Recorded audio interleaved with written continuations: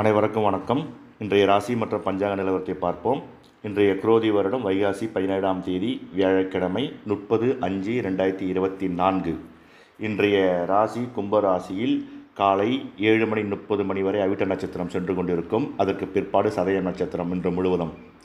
இந்த அவிட்ட நட்சத்திரம் மற்றும் சதய நட்சத்திரத்தை சேர்ந்த கும்பராசி நேயர்களுக்கு உங்களுடைய ராசியில் சனீஸ்வர பகவான் இருப்பதனால் இன்று காலை முதல் மதிய நேரம் வரை வேலைகளில் சில சுணக்கங்கள் ஏற்படும்.